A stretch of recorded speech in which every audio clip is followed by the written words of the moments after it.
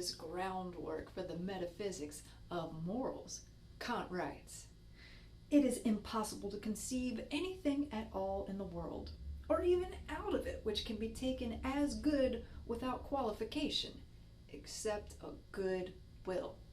Today, we'll be taking a closer look at the nature of the will in Kant's system, juxtaposing it against an evil will, and talking about how we might command our wills to ensure that we're willing well.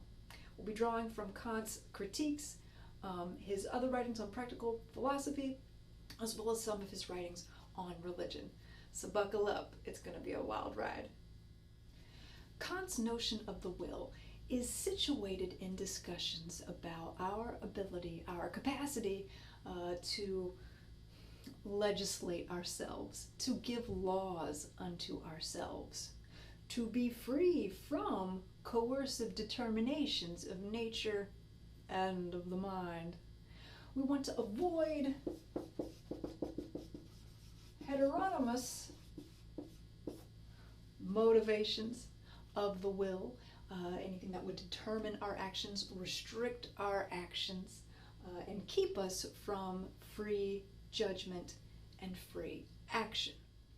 Now, there are two notions of the will working in Kant's system that will help us understand the will's relationship to heteronomy and heteronomous forces. There's Wille, which is the active human force of legislation. It is the will that judges. Judgment for Kant is a mode of the will, how the will expresses itself. Free choice here is presupposed. And what gives us the capacity for free choice in the first place is a different dimension of the will. We have Vilcore. Make sure I'm spelling this right. Yeah. Vilcore. So this is the capacity for free choice, and the Wille, the will that actively legislates, is an active force. Now, heteronomy cannot corrupt the will itself, for it is always free. But heteronomous forces can attack us on the capacity side of things, either through sense or through rational restriction. Now, if you will entertain me here, I'd like to segue into how it is Kant makes this distinction between sensible motivations of the will and rational motivations of the will in the first place. And then we will cycle back to this discussion of what the will is and how it might become corrupted. The distinction between sensible motivations of the will and rational motivations of the will not only help us determine a good will from a bad will, but gives us some insight into the origin of the will to begin with, as a sort of mediating space or force between sensibility and our understanding. So, according to Kant, our human perspective is limited. Here's our mind's eye that represents the human perspective. Now, we are limited by our sense perception and the bounds of reason, which is to be distinguished from sense perception, also has its limits and restricts what we can know. We cannot know the world as it exists in and of itself. We cannot achieve a perfect third-person omniscient perspective from which to evaluate our beliefs and our motivations. we must critique ourselves, which is tricky, but in Kant's system, he believes at least he has found a way to overcome our limits while still yet being contained by them. So, this world of the indeterminable X, to put it in Husserl's term, he's my favorite. We have this noumenal realm, which we must presume exists, but we don't know in what way it exists. Does the world exist as we perceive it does? Even if humanity were to be wiped off this earth, would it exist as we perceive it? Or are there other perspectives that yield different principles of nature, or which reveal any other way that the world could be? We are limited by our perspective, and we cannot know this noumenal realm. What we can know is the phenomenal realm, the world as it appears to us. And the world appears to us through our sense perception. The world also appears to us in a rarefied, pure way, an intelligible world, the world of the understanding. Now, we need a contact lens in order to see this world. Whether this is a funhouse mirror or a corrective lens, we just don't know. This is a universal lens. All right? So all folks, no matter your history, your background, your upbringing, your experiences, must sense this world through intuitions founded by these sensible concepts of space and time. We always experience this world through the vehicle of space and time. And this meeting of the senses with this world, of the indeterminable X, the noumenal world, the world as it exists in and of itself, which we cannot know in a comprehensive way, we have these intuitions. So this is the first bedrock of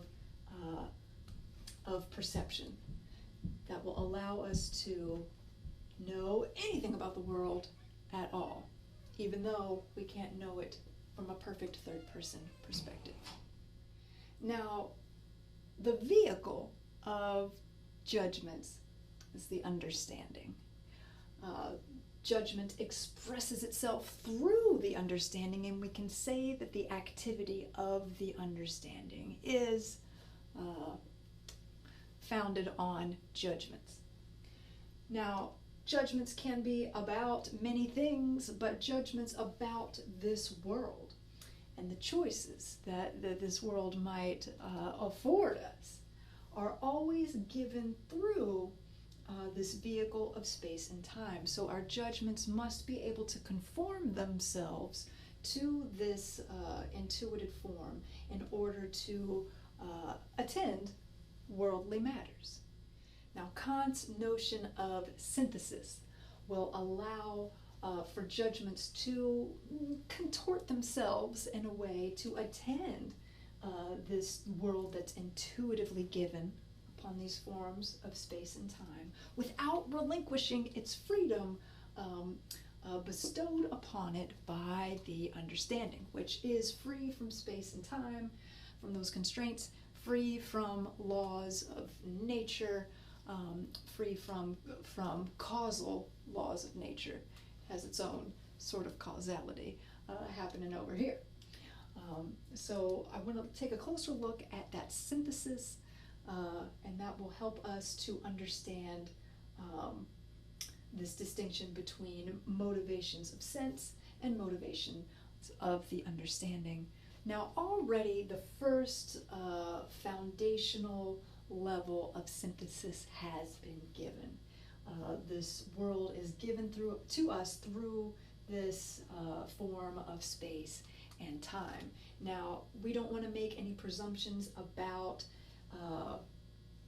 how it is the world as it exists in and of itself relates to space and time, for then we would have to have some knowledge about the world as it exists in and of itself to note this relationship. So we cannot say that some object impresses itself upon our sense perception, and through some sort of determined mechanism we can show the relationship between the noumenal realm and that of space and time. We just want to address the world as it's given to us, as it appears phenomenally, and it's already shaped here through space and time. Then this intuition is intermingled with our representations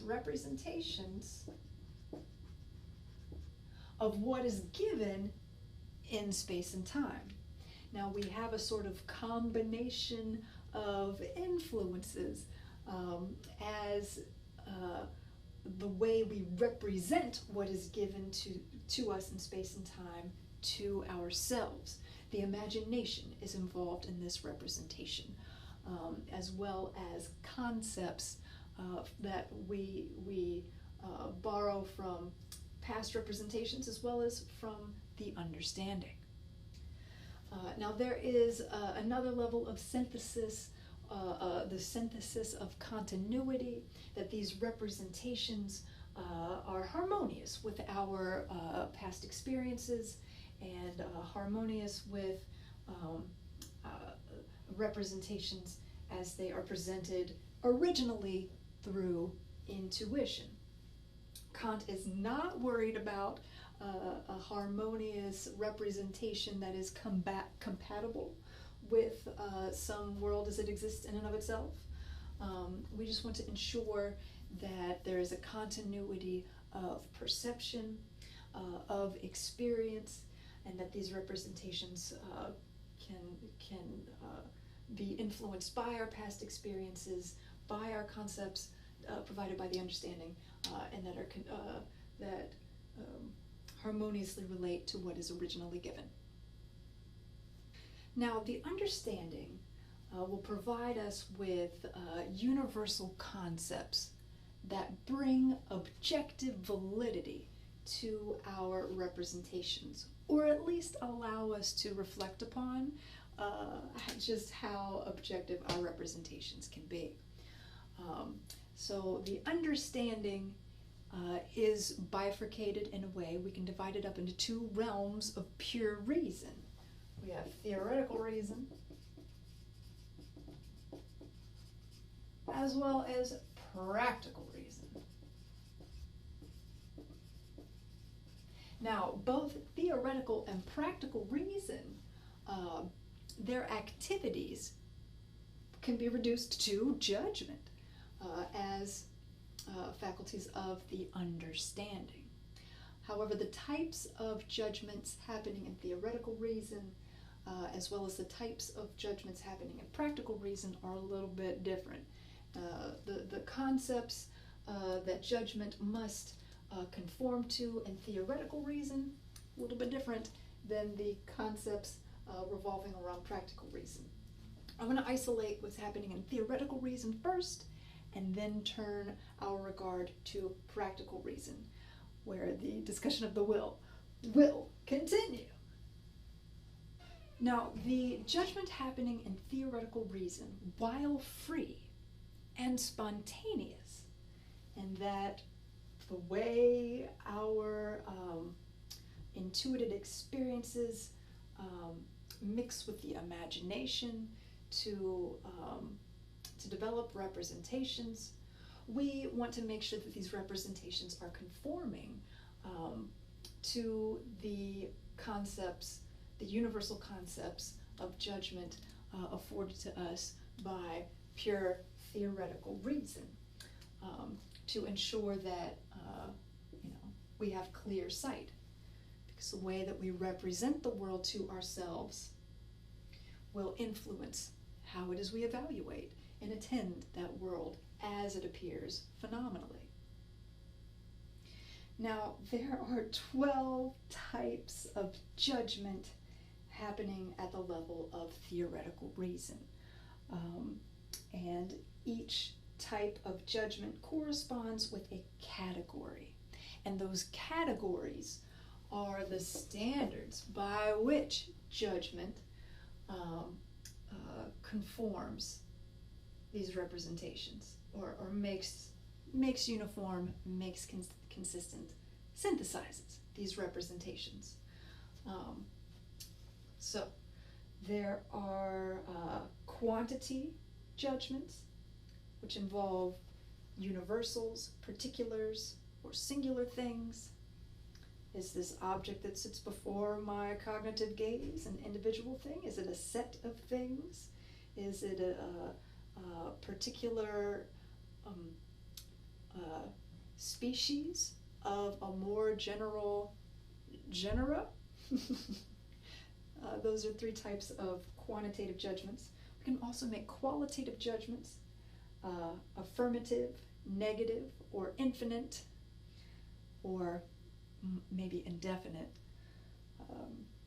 There are relational judgments, categorical, hypothetical, disjunctive, which I hope that rings clear in relation to our logic basic videos. That's why those 3 deductive types of arguments are so important.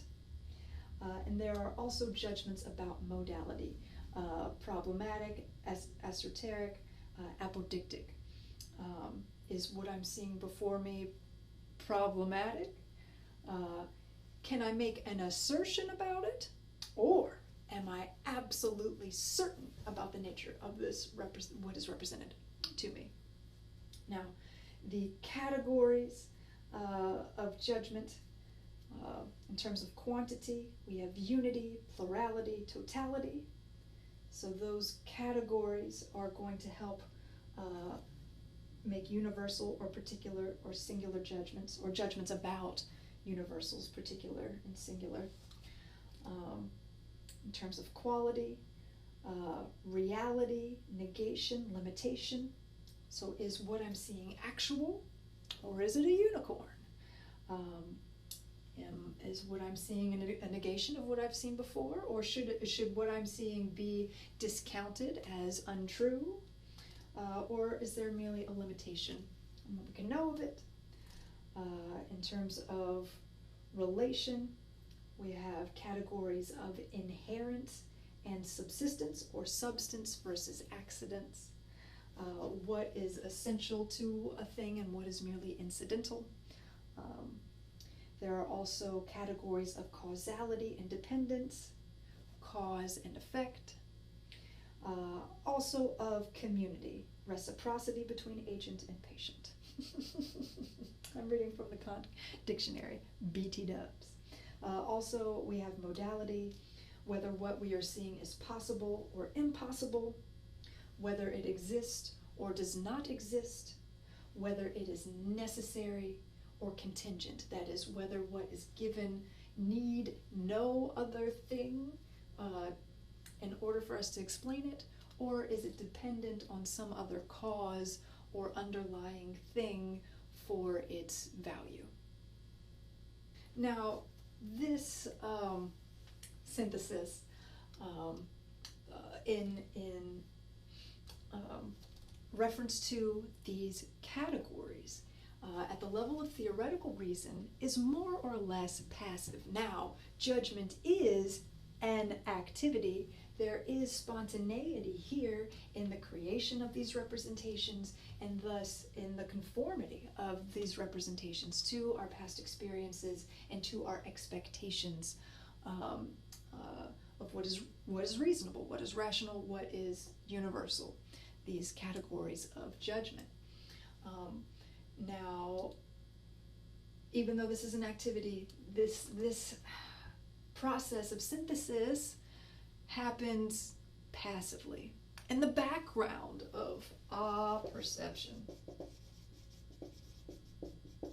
So we are actively perceiving the world, and what's happening behind our notice is this presentation through space and time, the generation of representation, and judging how it is these representations conform with categories of the understanding categories of judgment, and help us to evaluate what is represented. Yes, so that's happening without our notice. The types of judgments happening in practical reason, they take on a more active role than the more or less passive judgments happening in this synthesis that conditions the possibility of worldly experience in the first place.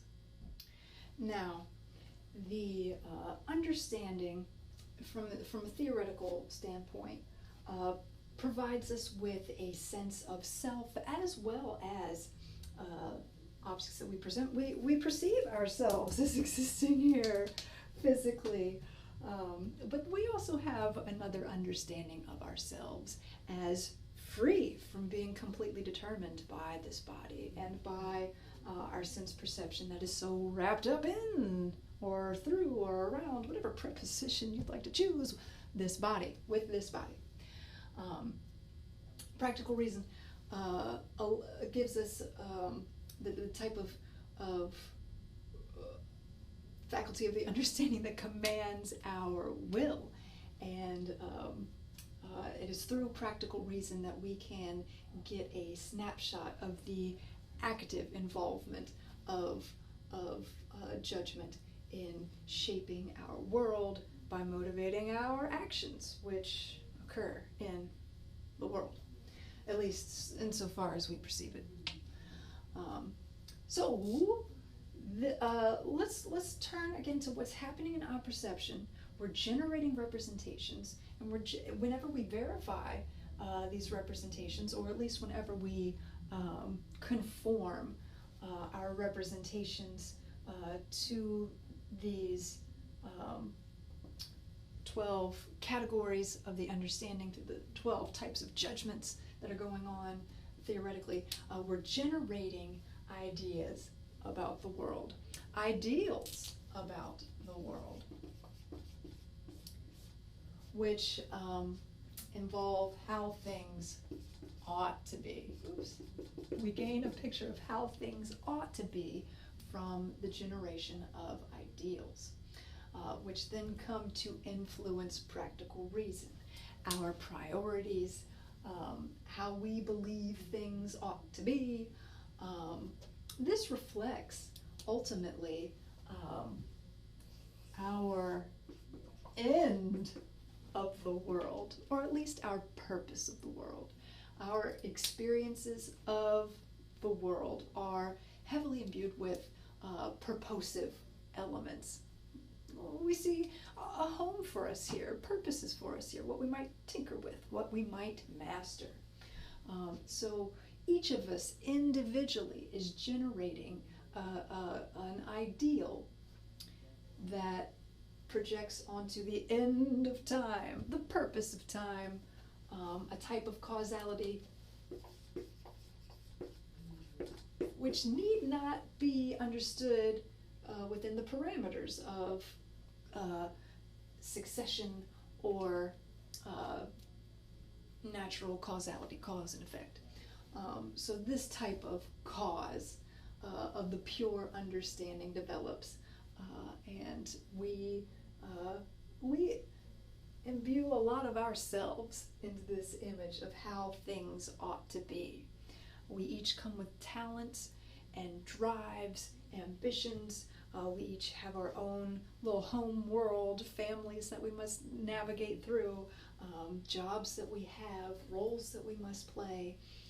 And so a lot of self-love goes into the generation of this ultimate end of all things, from which our lesser ends or goals or aims derive. So Practical reason is involved in commanding our wills by setting up goals and rules for how it is we'll achieve those goals. We'll call those rules maxims. So our maxims are subjectively derived rules for living. If you want to be a good drummer, then you must practice your rudiments. You must play to a metronome, know how to read music, and play well with others.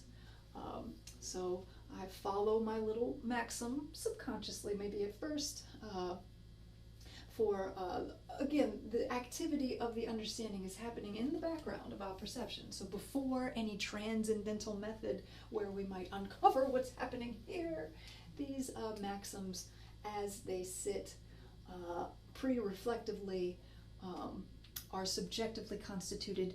They do not have objective value as they sit. Kant will give us a procedure to give them objective value. But just because they are directed at ends does not mean that they are objective. We want to make sure that our ends align with the practical categories of reason, that we are serving good ends. And now here this discussion of goodness comes in, and I'll talk a little bit about radical evil again as well.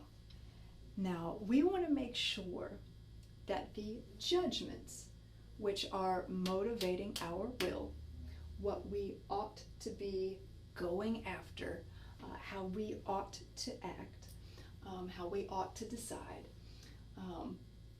these motivations could be heteronymous. They could be related to sense, whether it would feel good to act in a certain way, whether it would feel bad to act in a certain way. We can't have a good will that is afraid of a little bit of pain in order to do the right thing. And we don't want to pursue activities that feel good just because they feel good. We want to make sure, again, that our wills are free, free from heteronomy of sense, but also from certain theoretical constraints, the will of God being a constraint. Now, we need a concept of the will of God in order to tie our perception together, in order to wrap our minds around infinity and perfection. However, to think that we know the end of all things, to know God's will, that's ridiculous, because we've never experienced that.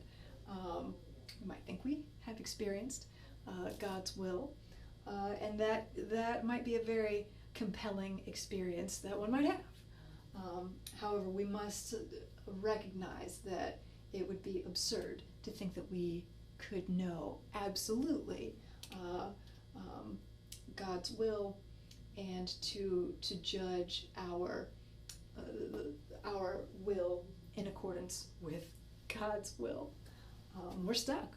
God will not save us in this regard. We must analyze and weigh the condition of our own condition. For to know God's will would be to have this third-person omniscient perspective, which we're denied from the start. So we want to make sure that our will is motivated by reason and not merely subjective motivations, whether those be motivations of sense, as in feeling, or in a sort of intellectual feeling. Aha, I am satisfied, I know God's will. No. That's a sort of radical evil. And we'll talk about that in a little bit as well. Now, this discussion of villa in Vilcore comes back up again here.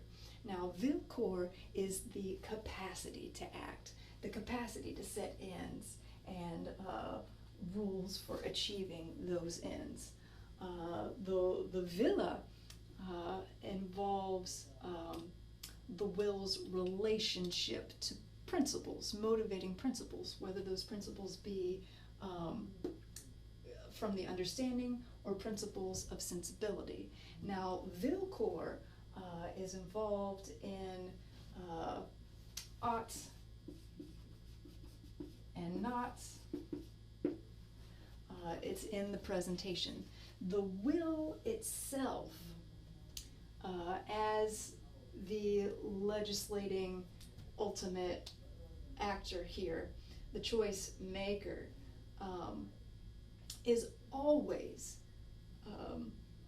related to, directed towards principles of the understanding, precisely because the principles of the understanding, principles of morality and freedom, which are closely linked in an almost very confusing way. These principles of morality and freedom, which allow us the capacity to choose in the first place, the will automatically has allegiance to the understanding. But insofar as Vilcore is corrupted or corruptible, and there has been no reflection on that corruptibility, upon the heteronymous forces that could be influencing a presentation of one good over another, that is where the slip up happens. It's very confusing, especially without proper introspection to weigh one end over another, since we are barred from the world as it exists in and of itself. These ends we must evaluate within our own rational sphere.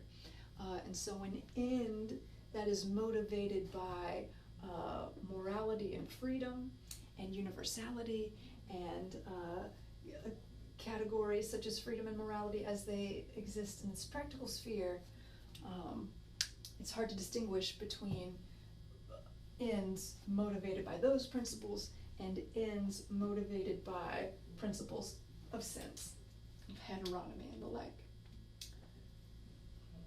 So, all Wille, all of those types of wills, that dimension of will, are good.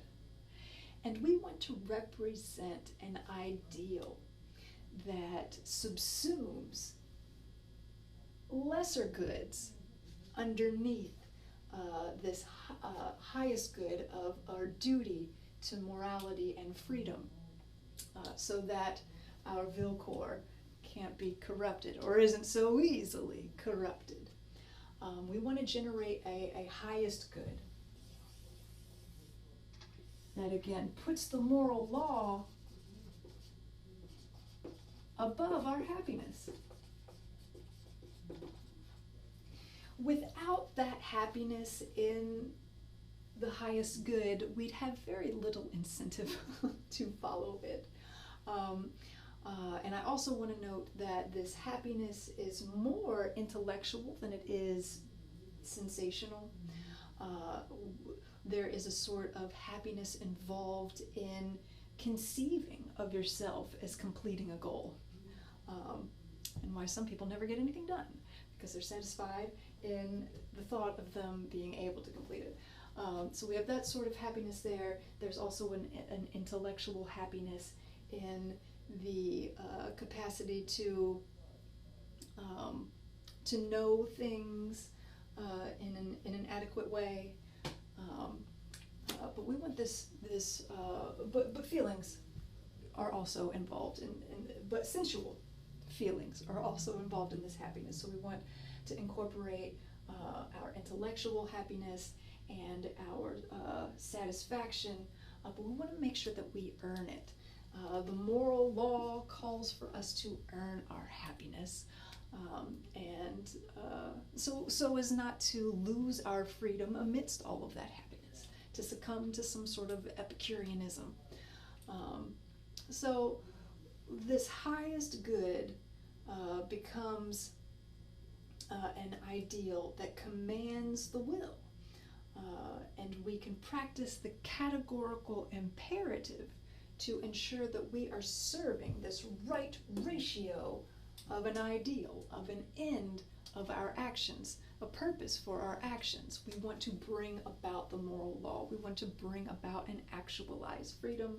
And to do so, we need to set aside our own happiness, our own particular ends, and look at a more encompassing end that will involve us in conversations about the purpose of humanity, that will involve us in conversations about the nature of the good with other people, what is universal, and the like. So by engaging in his categorical imperative through its different formulations, we can clear the Vilcore of any heteronymous influences, and we can dispel radical evil, which will involve us confusing our personal end of how things ought to be with the end of all things. And it will ensure clear insight that will allow us to evaluate this world properly, and which will allow us to evaluate our actions within this world properly.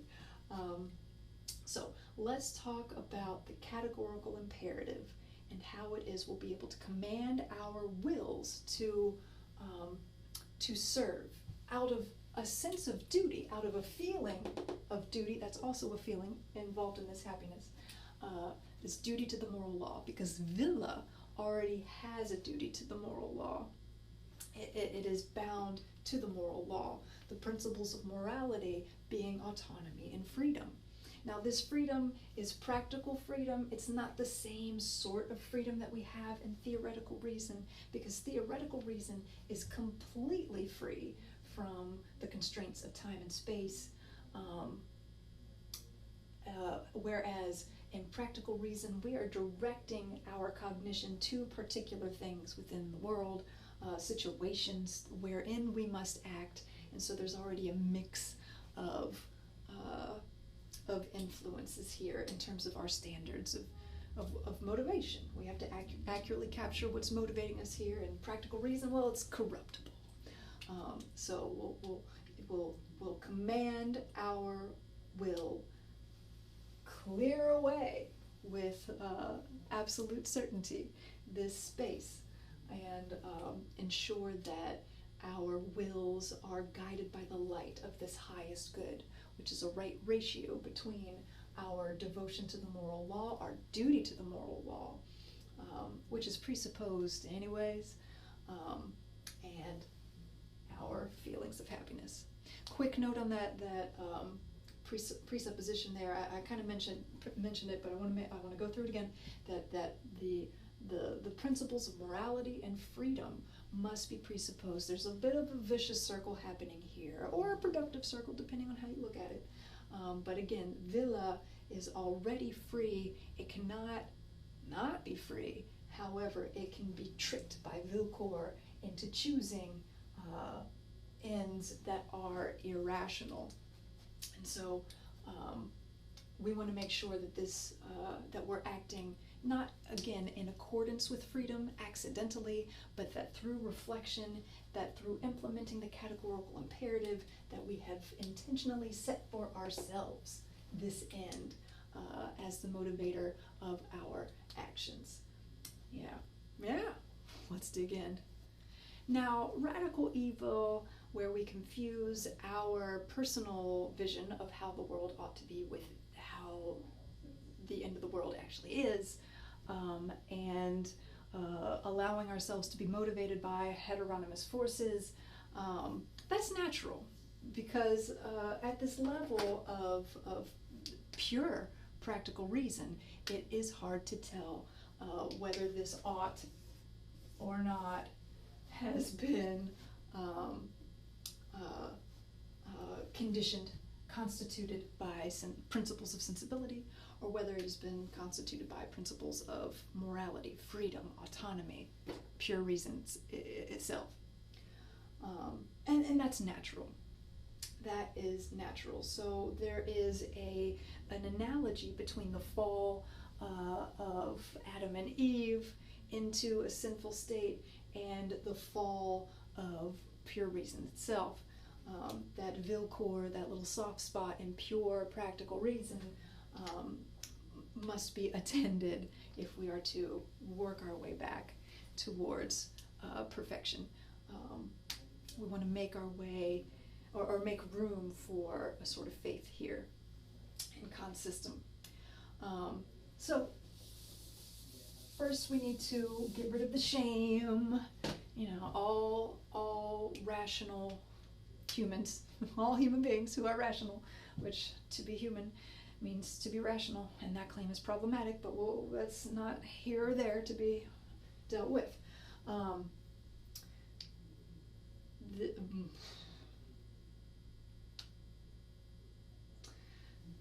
To be human is to err, and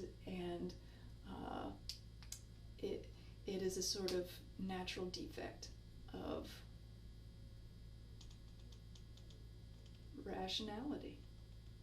It can be confused. The will can be confused. It can be deceived by reason in its neutral presentation of things.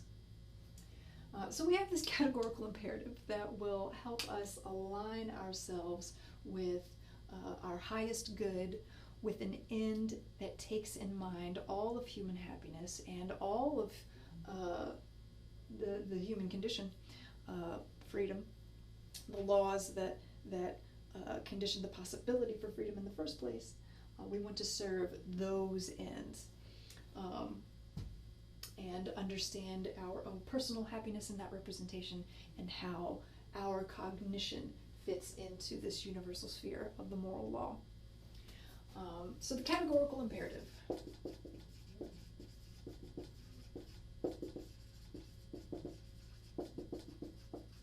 Across the board, we all must engage in the categorical imperative if we are to clear the way for our goodwill that's naturally there to express itself and to function as it should in cognition, to our own betterment, to our self-perfection, self-edification, to the perfection of our knowledge, and the perfection of our domain of freedom, our domain of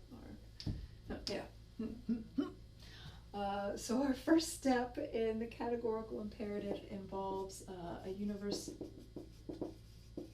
ability or universizability, depending on the translation that you are reading. This is where we act in such a way that we will our personal maxims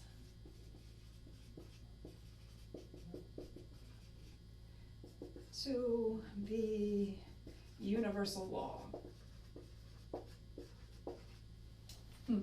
Now, given the sort of self-love involved in setting ends, we're kind of involved in this process anyways, where we might confuse our personal end of all things with the end of all things, and they're given the nature of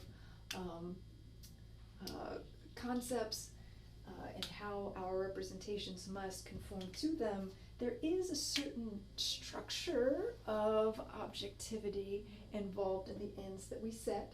However, we want to look at the motivations for those ends, and as they sit without reflection, these maxims are merely subjective. So we're going to take this subjective process, or rather just let it happen, and this step kind of looks like taking a snapshot of the activity of practical reason, so that we can then adjust ourselves.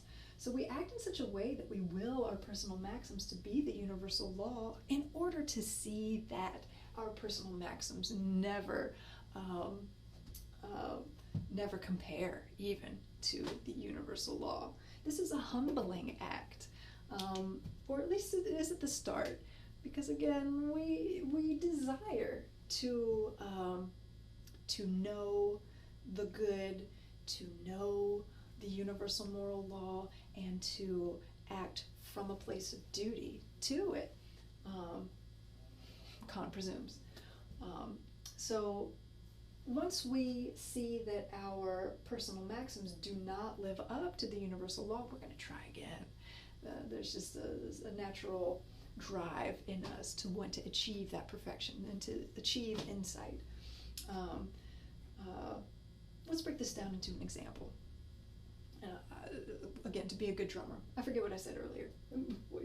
I want to be able to play my rudiments, play with a metronome, read music, and play well with others. If I want to be a good drummer, I will do those things, X, Y, and Z. That's my maxim. However, not all cultures involve rudiments. I know that in Indian culture, they have rhythms that are based off the sutras, and they have their own sort of types of rudiments, but they are not the same as the rudiments that we see from the percussion society, all 40, and then the hybrids and what else, the cheeses. I'm going on and chop shop here. No need to delve any further. Anyways, not all situations call for knowing the rudiments in order to be a good drummer. So my maxim fails. So if I'm on a quest to know what one must do in all cases in order to be a good drummer, I have to drop those presumptions and try again. So whether we're talking about being a good drummer or being a good friend or being a good whatever, we need to look towards the type of categorical language that's provided us by judgments in theoretical reason as our model. Do we live up? Are we absolutely certain? Do we have apodictic certainty that in all cases I must play my rudiments, play to a metronome, read music, and play well with others in order to be a good drummer? Yeah, so we can use those standards of judgment, those categories of judgment in theoretical reason as our guiding light, because where else are we going to get that guiding light? Not from the outside.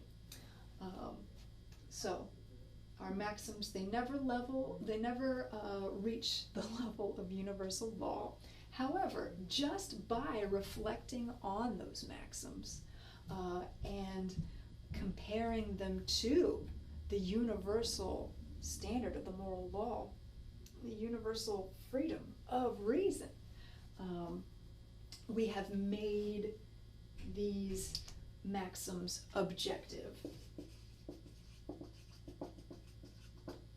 which allows us to rationally scrutinize them. Otherwise, they're just feelings, and how are we to judge on feelings? We can represent our maxims to ourselves rationally through this step. Yeah. The next formula for the categorical imperative involves the formula /for, depending on the translation you're using, humanity. We must not view others as mere means to our own personal ends. We must see others as ends in and of themselves.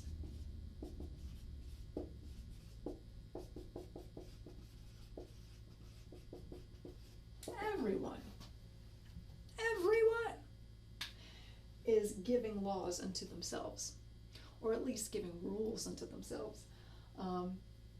And to treat another human being as some mere physical object that we can manipulate however we wish in order to achieve whatever end we desire. Well, number one, that is a motivation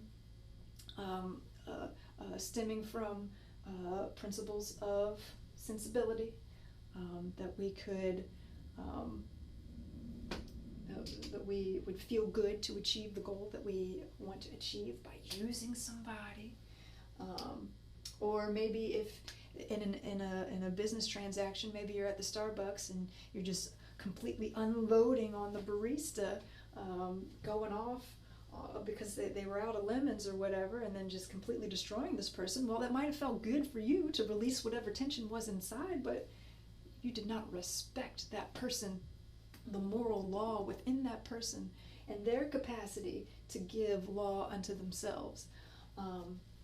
And by disrespecting that in somebody else, you're denying yourself that possibility, or at least ignoring that possibility within yourself, not only because you were motivated by principles of sensation, of feeling good, or maybe you've got some sort of weird God complex, and you felt like you were telling somebody the truth, and turns out you weren't. You were just using them as a platform to pontificate about whatever it is that's coming out of your ass. Also, you were denying the possibility of achieving true universal insight, because without somebody else, how do you know what's universal? We must enter into a discussion with other people. Had I not been in discussion with other people, I would not know about different ways of drumming, and that not all cultures have their drummers learn rudiments. Ha! That's crazy. I would have thought myself to be operating under some sort of law, a universal law, and thinking that all drummers must practice their rudiment, had I not been in conversation with others. Had I just seen other people drumming and just presumed, oh yeah, they're doing the rudiments, I hear a paradiddle in there, woo, oh there's a flam. So we need each other in order to conceptualize the universal law of morality, and to have an experience of it. Now we, through introspection, can conceptualize this freedom, and we do, in a limited way, experience ourselves as free, as being able to decide to go this way rather than that way. But we want to be able to see that law operating in the world, and to be able to experience that moral law at work in others. The presumption is, and this is my reading of Kant, is that we can see our influence in the world and how it's changed. Now, of course, look, there, I changed the world. But there are certain marks of the will on this world that we can use to infer from our very limited perspective that we have actualized our freedom. Because remember, we cannot access this noumenal realm. So can we prove a fully actualized absolute freedom? That's where Kant gets into a little bit of a cycle, vicious or productive, depending on how you look at it. But I like to think that we have these perceptions of the world given to us via space and time, and that when we see changes enacted on what's before our cognition, there are certain natural influences that constitute that change, and then we can see where we have had an influence on that object. And if our object is our body, how it is we are moving and interacting, I think we can confirm. Anyways, so it's good to see how the artifacts that others have created, or the environment that others have created, how much of that is influenced by the principles of the moral law, and how much of that is influenced by sense and whim and this, that, and the other. And if we are treating others as mere means to an end and not as ends in and of themselves, we're going to miss out on that. To be able to distinguish my impact on the world from your impact of the world, to be able to visualize the processes of reason as they're embodied in the other. We need other people, and to be in discussion so that we can come to know the true actual breadth of universal laws, what it means to be universal. So that's the second formula. And the third formulation is this kingdom of ends,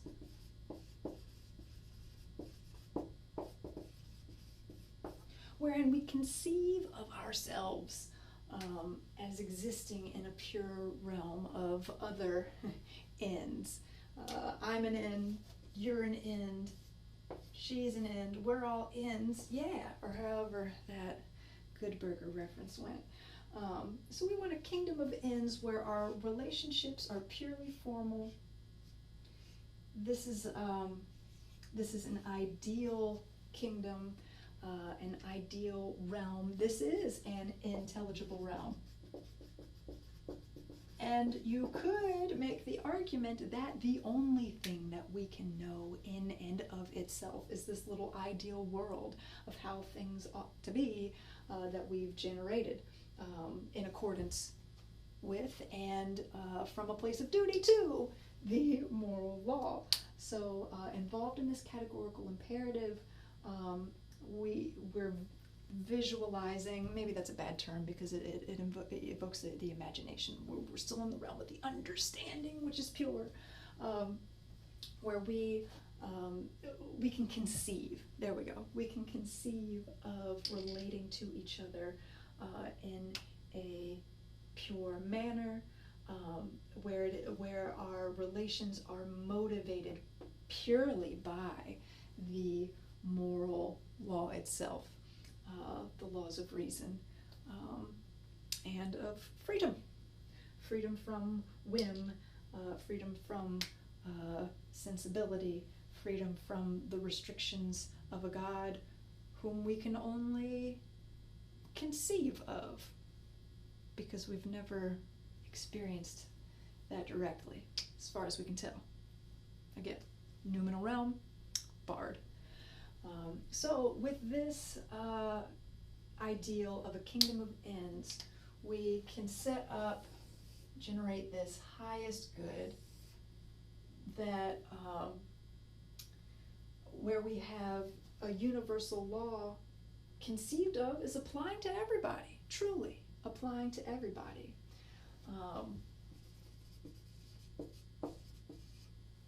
It's this law that gives everybody the capacity to truly, to freely choose and to judge freely. Now, our happiness, again, must be subsumed in the first place if this is truly our highest good and applies to all human beings. If we were to flip this and have our happiness be the motivating factor, well, goodness gracious, what are everybody's own particular ends that they're after? My God, that would be an infinite task, especially since the principles of sensibility involve a sort of constant change, constant flux. Well, I wanted a pizza today, but now I want ice cream. Oh gosh. So, to capture everybody's happiness, we must put the moral law first. Otherwise, we'd be in constant debate as to what this end should be. Well, we're just going to subsume our happiness underneath the moral law and hopefully earn that happiness. Now, here's where this discussion of his deontological ethics, where our will has an automatic duty to the moral law, and our Vilcore must be cleared away of all other influence so that we are acting from a place of duty to that law and not merely in accordance with it. We want to, I've lost where I was. Whenever we subsume our happiness beneath the moral law, we set ourselves up to earn that happiness. Oh yeah, here we go, consequentialism. So again, we don't know this world as it exists in and of itself. So we cannot be 100% certain that the outcomes we desire whenever we choose one action over another will actually occur. So just because you are involved in generating this highest good and following this highest good, you're acting from a sense of duty to the moral law. You've cultivated a good feeling for that moral law, intellectually so. But maybe we've cultivated our lower feelings as well. Kant is really just focused about these intellectual feelings of satisfaction. Anyways, we might not achieve happiness in pursuing this good, in pursuing this end, in checking our little ends against this big end here. But if we do achieve pleasure or happiness, we will have earned it. And that sort of satisfaction is the ultimate satisfaction. Yeah, it feels good to feel good, but to have earned that good feeling, oh man, that's the best. And that's the best for everybody, according to Kant.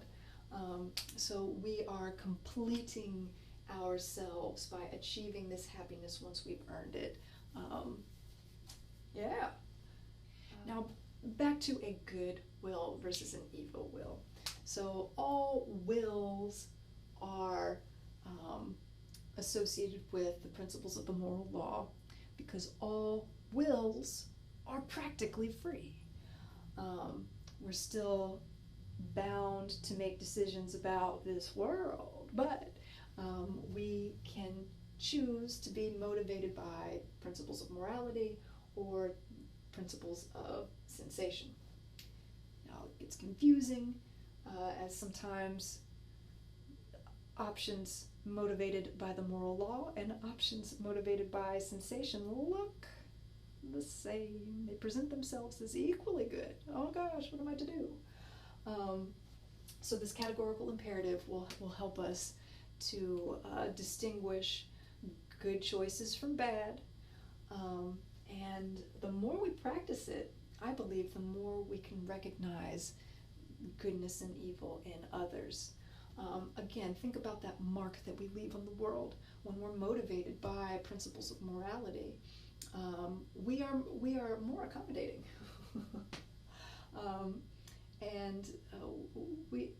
I want to make an analogy to his work, What is Enlightenment, where we talk about an enlightened absolutist.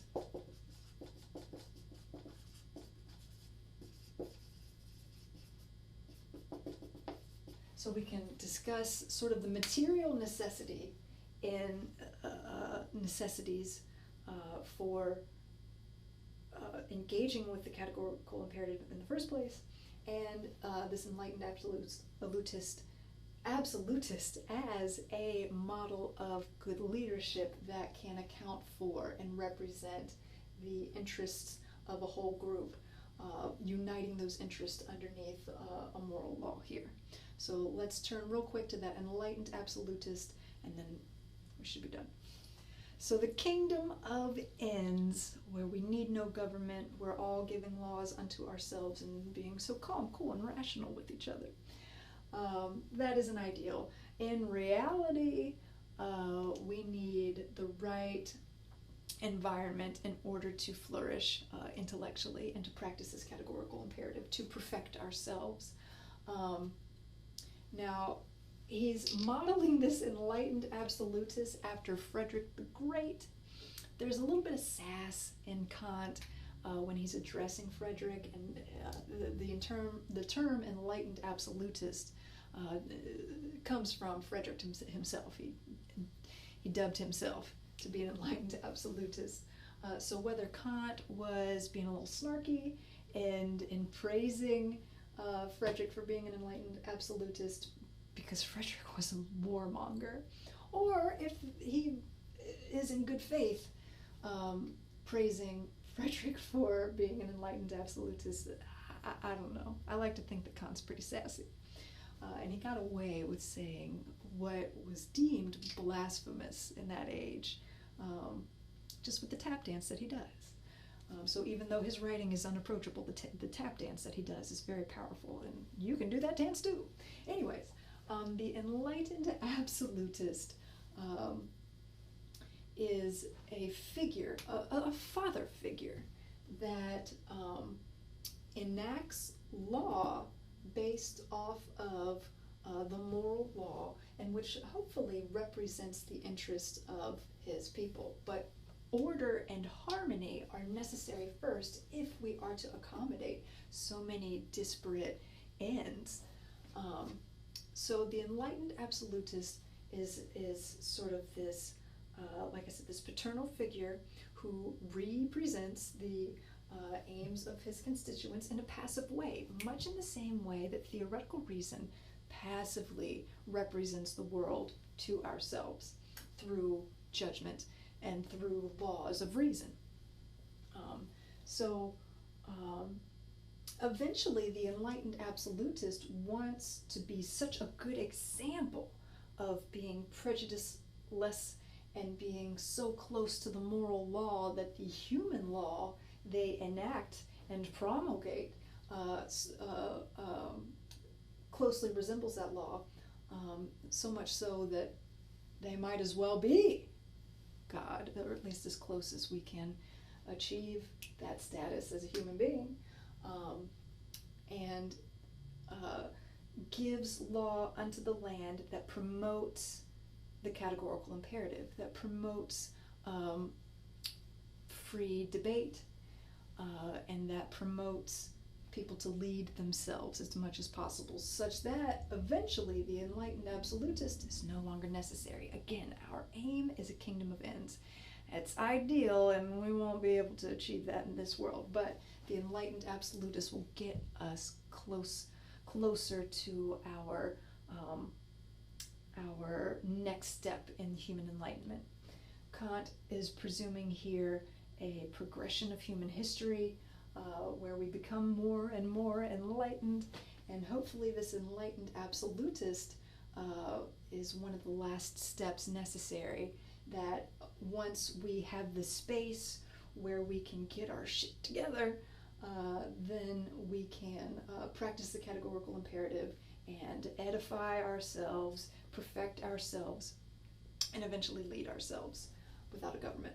But maybe a government might always be involved, because part of the job of the enlightened absolutist is to protect the principality from outside force. So, anyways, the enlightened absolutist is a big proponent of freedom of speech,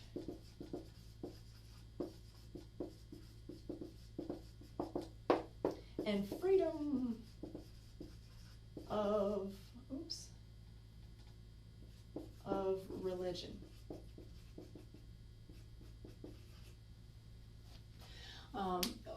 Something that he says at the end of that work is a little perplexing.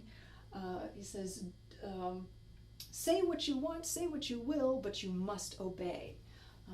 The laws that the enlightened absolutist lays out must be obeyed without question. The role that you play in society, you must set aside your personal thoughts about that job or what it is that you're doing in that job, but once you are a private citizen, you run your mouth. And in fact, it's a duty for you to run your mouth. Without freedom of speech, how are we to formulate our maxims into logical language so that we can analyze our beliefs for radical evil or for heteronomy? You know, we want to say, in all cases where you want to be a good drummer, one must XYZ. And then so on and so forth.